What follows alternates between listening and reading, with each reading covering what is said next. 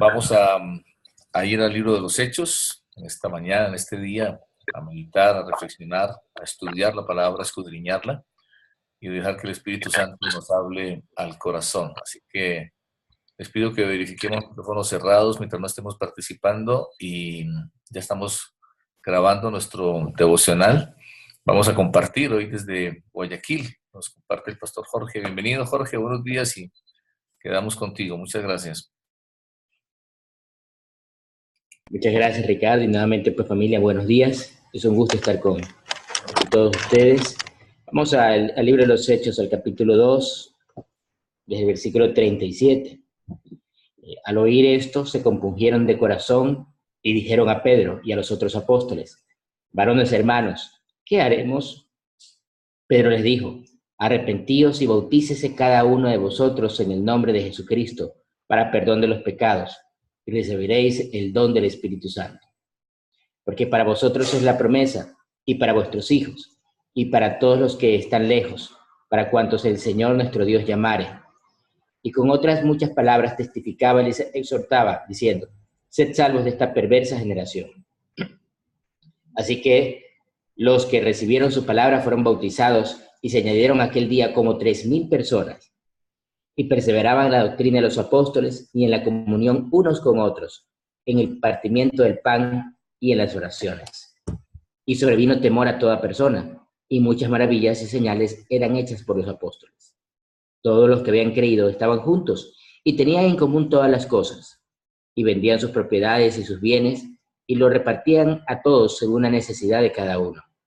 Y perseverando unánimes cada día en el templo y partiendo el pan en las casas, comían juntos con alegría y sencillez de corazón, alabando a Dios y teniendo favor con todo el pueblo. Y el Señor añadía cada día a la iglesia los que habían de ser salvos.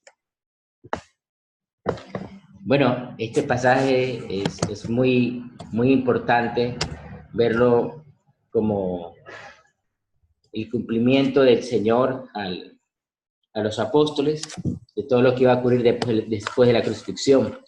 Y lo primero que vemos en el versículo 37 es que, a pesar de que habían los discípulos hecho milagros, se habían producido milagros, y a pesar de que toda esta gente había visto el fenómeno de la venida del Espíritu Santo, el viento recio, y oír a los apóstoles hablar en lenguas, y todo esto pues los dejó atónitos, maravillados y perplejos.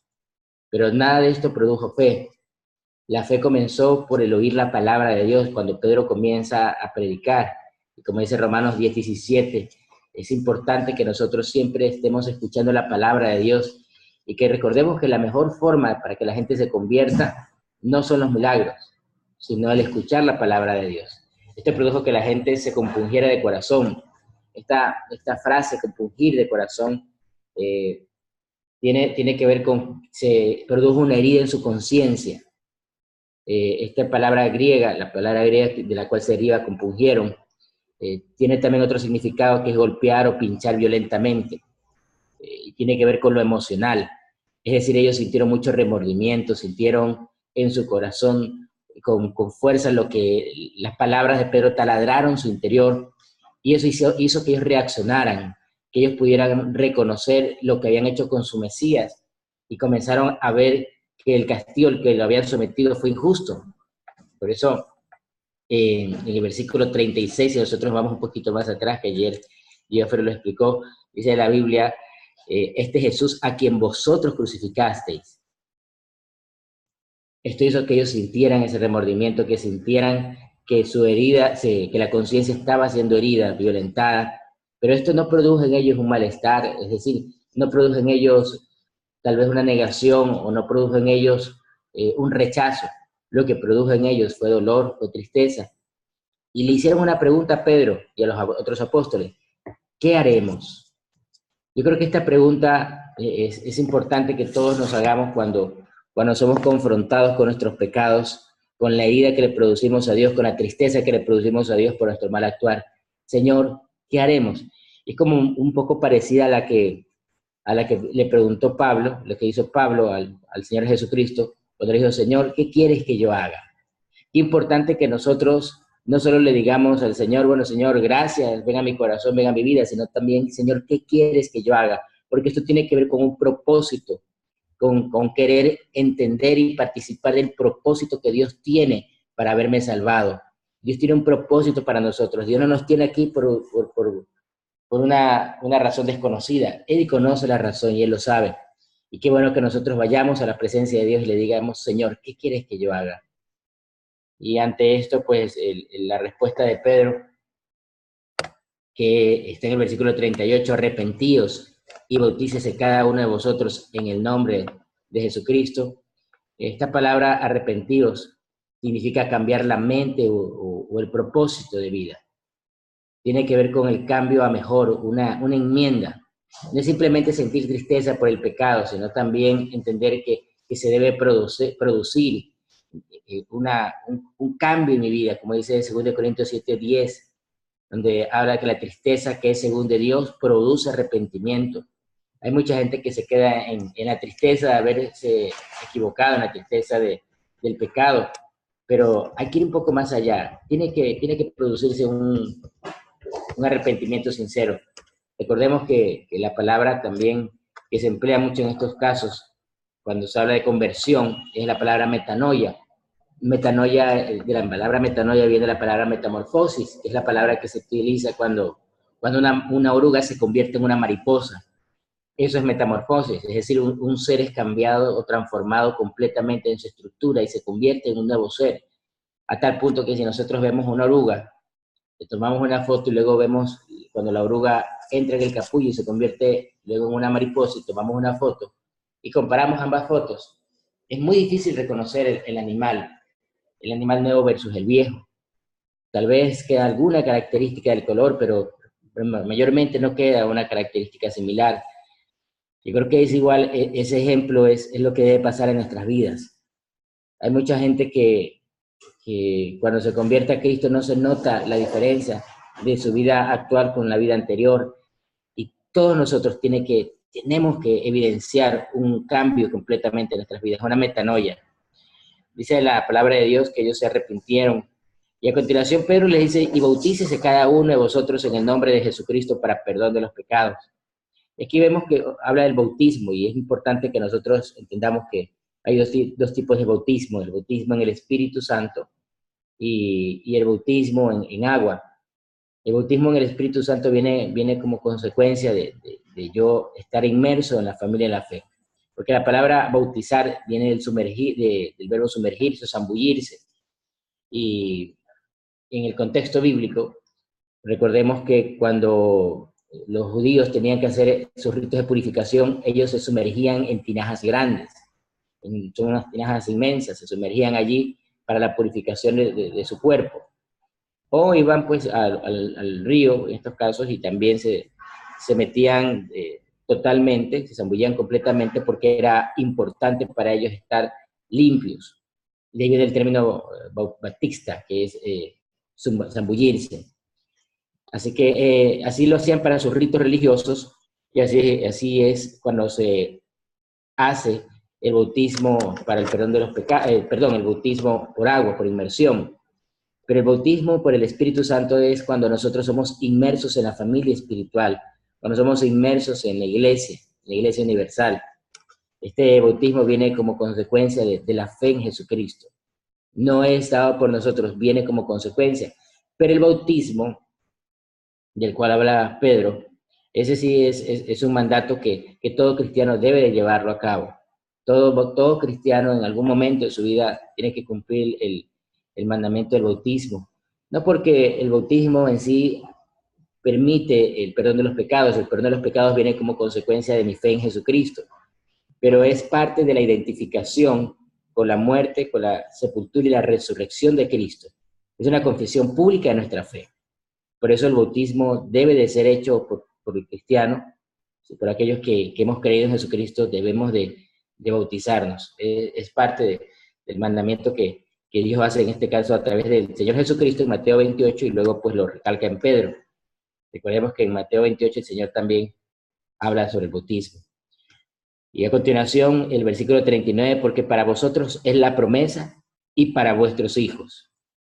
qué maravilloso saber que la promesa del Señor no solamente se dio para aquellos que creyeron, sino también para los hijos. Y siempre Dios nos habla de que la promesa de Él, el pacto de Él, no solamente es personal, sino que Él también quiere bendecir a nuestras generaciones, que Él también le interesa a nuestros hijos. El otro día pensaba en esto y una vez siempre dice, ¿quién más ama a los hijos sino los padres? Y quiero invitarte a que reflexiones que más del amor nuestro, que es grande, el amor de Dios es mucho más grande. Dios ama a tus hijos más de lo que tú y yo podemos amarlos. Él los ama por completo y por eso Él hace un pacto y Él habla de que esta promesa no es solamente para nosotros, sino también para nuestros hijos. Y a continuación dice, y para todos los que están lejos, para cuantos nuestro Dios llamare. Qué maravilloso saber que ahí Dios nos está involucrando, nos está diciendo a nosotros que estamos lejos geográficamente de Israel o de Jerusalén en este caso, que esta promesa también es para nosotros. Por eso, cada vez que nuestro corazón desfallezca por alguna cosa, recordemos que la promesa de Dios es de bendición, es de estar con nosotros, de que Dios nos ha llamado. Por eso dice la Biblia, para aquellos a quien Dios llamare. Dios nos llamó, Dios con nombre y apellido te trajo aquí. Y con otras muchas palabras testificaba, les exhortaba, diciendo, sed salvos de esta perversa generación. Yo creo que a pesar de todas las cosas que se vivían en este tiempo, que también era un tiempo difícil, estamos también en tiempos donde hay una generación perversa que se ha levantado, donde lo moral se ha vuelto legal y se ha vuelto común, y ahora nosotros somos perseguidos ideológicamente. Tal vez aquí en nuestro país no somos perseguidos físicamente, pero sí ideológicamente, y donde ahora los cristianos llaman que somos arcaicos, que somos anticuados. Es importante que en medio de esto, pues dice la Biblia que el Señor nos habla de la salvación. Somos salvos de esta perversa generación. Y ayer leía que en el periódico de aquel pastelero cristiano que fue durante 5 años, pues ha estado en juicios porque no quiso hacer una torta para una pareja homosexual, y él se negó a hacer una torta para ese matrimonio. Dijo que ese matrimonio no iba con su fe, que él podía hacer una torta de cumpleaños, para lo que ellos quieran, pero no para eso. Y lo demandaron, y 5 años él estuvo en problemas legales, en un ir y venir. Y ayer escuchaba un poco las declaraciones, decía, para mí ha sido muy, muy tremendo, muy terrible estar 5 años en esto, pero yo tenía que defender mi fe, yo tenía que decir que no estoy de acuerdo con eso, a pesar de que esto me robó prácticamente la paz durante 5 años, pero hoy se ha hecho justicia. Y creo que es importante que en estos tiempos donde la ideología o ideologías se han levantado contra nuestra fe, que nosotros nos mantengamos firmes y aprendamos a defender de una forma muy diplomática, pero muy firme, aquello que creemos, aquello que es bíblico, aquello que es natural. Versículo 41, así que los que recibieron su palabra fueron bautizados y se añadieron aquel día como 3,000 personas. Yo creo que todos nosotros, tanto el pastor Diofre, como el pastor Ricardo y Silvia, como quisiéramos que 3,000 personas se añadieran a nuestras iglesias, y aún cada uno de ustedes, 3,000 personas fueron bautizadas en ese día, 3,000 personas se añadieron a la iglesia, una de las iglesias más grandes de la historia. Pero el éxito de esta iglesia fue el perseverar, dice la Biblia en el versículo 42, y perseveraban en la doctrina de los apóstoles, y en la comunión unos con otros, en el partimiento del pan y en las oraciones. Cuando la Biblia menciona la comunión, recordemos que la palabra comunión también es una palabra compuesta por común y por unión. Es decir, que los discípulos perseveraban en una común unión. Algo había que los unía. ¿Qué los unía a ellos? Los unos con los otros. Y era el amor a Cristo. La comunión que se había formado, o la comunicación que se había formado del amor de Jesucristo. Y luego participaban también en el pan y en las oraciones. ¿Cuándo fue la última vez que compartiste algo con otras personas? ¿Cuándo fue la última vez que compartiste algo con gente de la iglesia? Es importante que nosotros mantengamos este tipo de costumbres, ¿no? No solamente hablo de la Santa Cena, que litúrgicamente la hacemos cada cierto tiempo en nuestras iglesias, sino también en aquellas costumbres como de pronto invitar a alguien de la iglesia a comer invitamos de pronto a alguien a tal vez a comer un bocadillo, pero que siempre perseveremos en estas buenas costumbres que nos mantienen unidos, que nos mantienen como una comunicación, con una común unión. Recordemos que somos hermanos, hijos del mismo Padre. Y cuando yo me doy cuenta que cuando un padre o una madre está vivo y ya los adultos crecen, por lo general los padres tratan de hacer comidas o la familia se une en torno a fechas como Día de la Madre, Día del Padre, hacen una comida y todos los hermanos participan. Esto llena mucho de gozo el corazón del padre o la madre porque el ver a sus hijos nuevamente reunidos, comiendo en la mesa, produce una sensación de gozo, produce una sensación de bienestar, y es lo que produce también el corazón de Dios cuando nosotros nos unimos y disfrutamos de los alimentos unidos, ¿no? Pero también dice la Biblia que participaban en las oraciones. Qué maravilloso saber que no estamos solos en los momentos adversos, que hay otra persona que está orando por ti, que hay otras personas que están pendientes de lo que necesitas. Y algo que nos ha ayudado muchísimo pues, en la iglesia de Guayaquil es un grupo de señoras que se llaman el Grupo de Apoyo Espiritual, el GAE, y ellas constantemente están orando por las peticiones de las personas de la iglesia, a veces hasta nuevas, y están llamando para ver cómo les ha ido con la situación por la cual ellos pidieron oración. Y me parece a mí que es muy, muy importante, demasiado importante, el mantenernos también unidos en oración. Y sobrevino el temor a toda persona y muchas maravillas y señales eran hechas por los apóstoles. Yo me preguntaba por qué el temor, si no había ocurrido sino pues algo difícil. ¿Por qué sobrevino el temor? Y la conclusión es que posiblemente las oraciones que se estaban haciendo estaban viendo respuestas claras, respuestas contundentes, y esto produce temor cuando uno comienza a orar y viene una respuesta divina, uno siente ese temor porque uno se da cuenta que Dios está escuchando y que Dios está orando. Y a continuación dice, y muchas maravillas y señales eran hechas por los apóstoles. Y todos los que habían creído estaban juntos y tenían en común todas las cosas. Algo muy importante que la Biblia nos recalca aquí es, no solo basta con estar juntos. Podemos estar físicamente en el mismo espacio, pero nuestras mentes y nuestros corazones estar lejos, a kilómetros, ocupados en la agenda o ocupados en otras cosas. No solo basta con estar juntos, también hay que estar unánimes, tener en común aquellas cosas que las cuales podemos compartir. Pues la Biblia menciona que en este tiempo, en la iglesia primitiva, no había egoísmo. Ellos tenían en común todas las cosas, a tal punto que vendían las propiedades y los bienes. La iglesia del primer siglo era una iglesia próspera. Por eso nosotros tenemos que entender que es importante que nuestras iglesias sean prósperas. Y no me malentiendan con ningún tipo de teología de prosperidad ni nada de esto, pero la Biblia menciona que no había necesidades en la iglesia.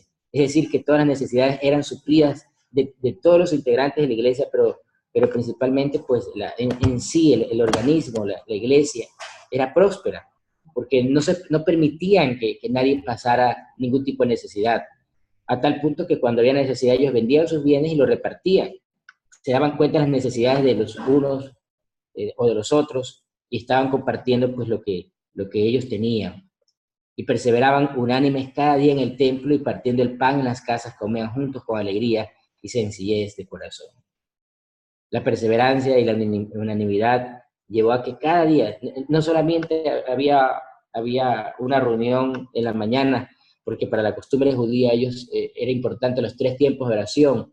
Uno era por la mañana, se cree que entre 6 y 7 de la mañana ellos iban al tiempo de oración en el templo, luego al mediodía, o 3 de la tarde, perdón, de la hora donde se cree que ellos subían nuevamente al templo, y la hora tipo 6 de la tarde nuevamente iban a la iglesia. Estaban siempre unánimes buscando a Dios en el templo, pero luego de eso también iban a partir el pan en las casas, o sea, comían en las casas, se invitaban a comer, comían juntos con alegría y sencillez de corazón. A veces uno escucha que la gente pues lo invita por algún asunto de negocio, te invito a comer a mi casa para cerrar algún negocio, te invito a tomar un café por algo. Pero aquí había una invitación que no se hacía por ningún interés, se hacía simplemente por amor, con sencillez. Se reunían para contar testimonios y alabando a Dios, dice el versículo 47, teniendo en favor con todo el pueblo, el Señor añadía cada día a la iglesia los que habían de ser salvos. La alabanza a Dios no es solo reunirnos a cantar canciones, que yo creo que eso es parte, es bonito, es parte de lo que debemos de hacer, pero la alabanza a Dios, la alabanza que a Dios le fascina, es vernos unidos con sencillez de corazón, es vernos en un mismo sentir. Esa es la alabanza que más le agrada al Señor, como dice el salmista, que mirad cuán bueno y delicioso es ver a los hermanos juntos en armonía. Es lo que a Dios le agrada, a lo que Dios le gusta, disfruta, vernos juntos, disfrutar de su presencia. Y teniendo en favor con todo el pueblo, y el Señor añadía cada día a la iglesia los que habían de ser salvos. No solo ellos tenían favor entre ellos mismos, no solamente ellos se ayudaban a ellos, entre ellos, sino también a todo el pueblo. Y esto hizo que todo el pueblo comenzara a creer, que se produjera un avivamiento, que se produjera en los que no eran cristianos una curiosidad de por qué los cristianos tenían esta forma de vivir, y esto hacía que ellos se sintieran atraídos por conocerlos más, por ver qué era lo que producía este sentir tan maravilloso. Y por eso es que ellos con curiosidad asistían a sus reuniones y terminaban convirtiéndose a Cristo. Esto produjo que cada día, es decir, había un avivamiento tan tenaz, tan grande, que cada día había personas nuevas, cada día había gente que llegaba y se quedaba en la iglesia, y aumentaban el número de los que habían de ser salvos. Qué maravilloso que el día en que nosotros entreguemos nuestro cuerpo y vayamos a la presencia del Señor, y el Señor nos pregunte acerca de nuestra forma de vida en la tierra, esto haya producido mucha gente que sea salva. Qué bueno que nosotros podamos decir, Señor, gracias porque tú me permitiste servirte la tierra, y hice todo lo que tú me ordenaste, y con mucha sencillez decir, Señor, bueno, he logrado, o a través del testimonio, pues mucha gente se convirtió. La gloria sea para ti, la gloria sea para el Señor, pero qué importante que nosotros todos los días perseveremos en añadir gente a la iglesia, en que más personas se conviertan a Cristo, que arda en nuestro corazón esa urgencia de compartir, esa urgencia para que nuestros amigos, vecinos, compañeros de trabajo, aquellas personas que trabajan con nosotros se conviertan a Cristo Jesús.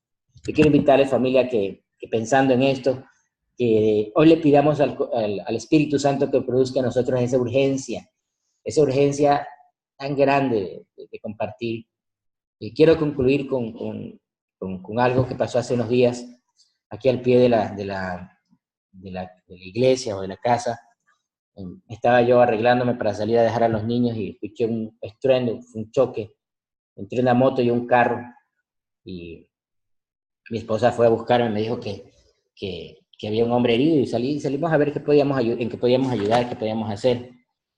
Y el señor estaba muy mal herido, había mucha sangre, el señor de la moto, y pues, no, yo no soy ni socorrista ni nada, pero tratamos de darle un poco de auxilio porque estaba sangrando mucho y estaba en una mala posición, y el casco lo estaba ahorcando, así que cortamos el casco y una maleta que tenía, y tratamos de auxiliarlo en lo que pudimos, pero en medio de esto comencé a compartirle y comencé a hablarle del Señor.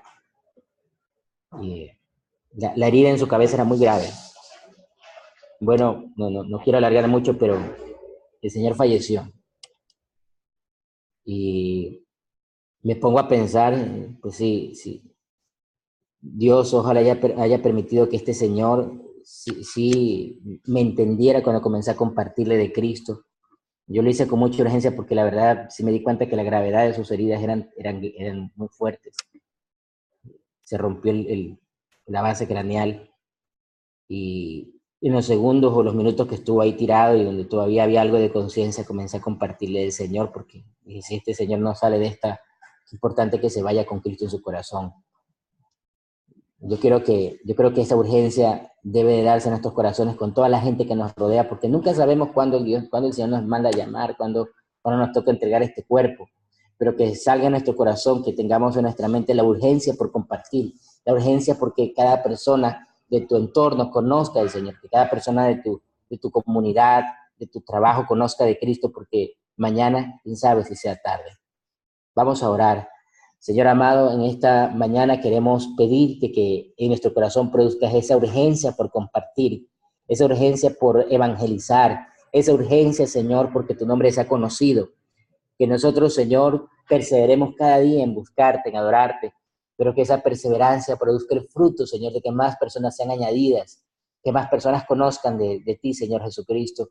Aunque maravilloso ver iglesias de 3,000 miembros, Señor, iglesias grandes, Señor, que no solo eran iglesias que perseveraban en la oración, en los milagros, perseveraban en el amor, sino aún eran prósperas en todos los aspectos, Señor, aún en el aspecto económico.